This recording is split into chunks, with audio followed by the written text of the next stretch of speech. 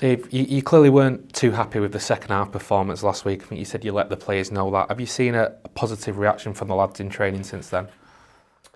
There's always a positive reaction. I think I don't need to tell them when they've not been great. We come in on Saturday having won the game and got 3 points, and their reaction and their mood in the dressing room tells me and tells them everything they need to know. So they've raised the bar and set the bar really high. Saturday, second half, certainly, we dropped below that slightly. I don't feel at any point we were under threat in the game, but we didn't control the game as we have done previously. And it's a really positive situation from our perspective that we're on the run that we're on, and we can still get better and we can still learn from things, and that's like a hugely positive. You had a bounce back game on Tuesday as well against Salford behind closed doors. More minutes in the tank for a lot of players. How helpful was that? Yeah, really helpful. Circumstances would dictate that some players have played football, some players haven't, some needed the minutes coming back from injury. Good to look at some of the younger lads again. I suppose have a little bit of look further down the line in terms of certainly next weekend and where we are. So no, really good exercise for us and puts us in a good place going into the weekend.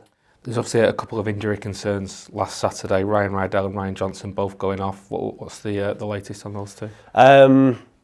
I suppose one good news, one not so good news. Jono has trained today, so he hopefully will be fine, and that's what we're planning on.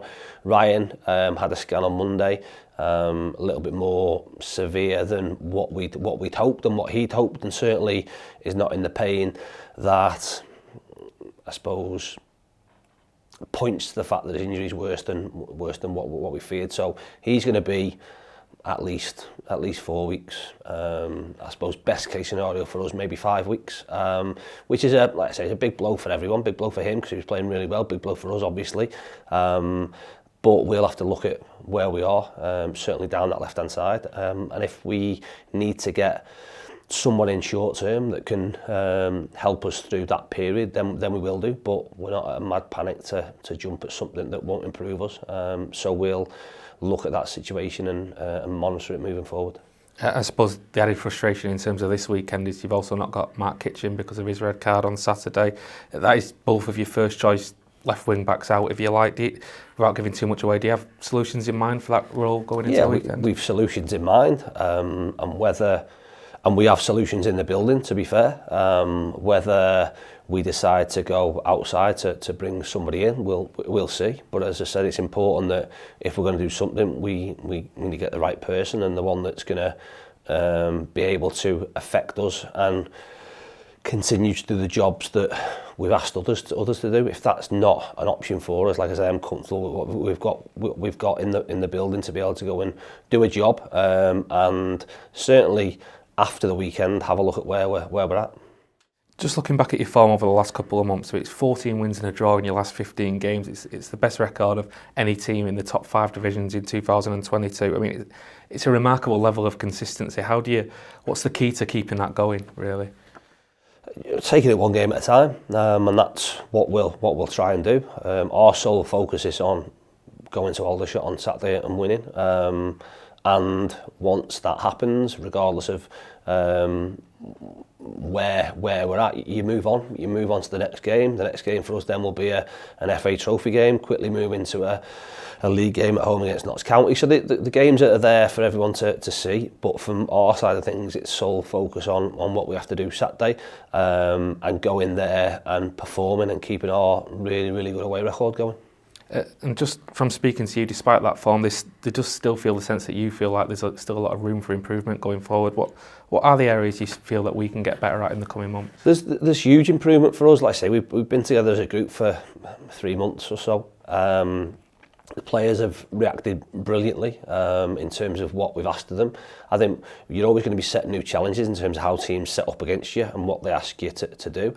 I think probably at the start of coming into the building for myself, we didn't hold a fear factor really with anyone. I think we do now in terms of the performances we put in. So with that, teams especially who are coming to to Edgley Park maybe, we'll try and set up in a different way, we'll try and come up with plans, because this league's very, very professional in terms of what's the best way to potentially cause us problems, or if not cause us problems, stop us doing what we've been doing, which you expect to happen. So from our side of things, it then becomes a challenge in adapting to that and finding a way. I think out of possession, we've been terrific. Like I say, on the run we've been on, to only concede, I think, 5 goals in that time and have 11 clean sheets out of them 15 games is amazing. Our counter press has been great. It's the in possession stuff for me where that's more difficult to improve in a short space of time, and that's something that I say we'll keep working on. We'll keep testing ourselves and challenging ourselves to improve, because this isn't a short term. There are short term goals in what we're trying to do, but this is a long term plan to move the club and move the team forward, and it's something, like I say, that will continue to improve over time. In terms of that effectiveness on the ball, how big a miss in the last month has Anthony Sarcevic been, and how big a boost is it going to be to have him back going forward? He's been a huge miss. Yeah, like I say, I knew he would be. I think sometimes you'll look at things and you'll, certainly from the outside looking in, you tend to miss people more when they're not in the team and only see the impact you have when they're not in the team. Sars came in just before I came into the club, and probably found it a little bit difficult for the first 3 or 4 games, largely because he'd not scored, and I think that was something that was quite a big, not a burden on him, but something that he was aware of. Once he got that first goal, the shackles were off, and you saw what a player he is. And I said at the time, him, Will and Crosby were pivotal to everything we were doing. Unfortunately, he had a problem, an issue, a tiny issue that we thought, to be fair, would keep him out for a week, 10 days maximum. Unfortunately, that's not been the case, and he's missed longer than we'd have hoped. The massive positive for us is we've kept our run going without him in the team, and he now comes back into contention for us.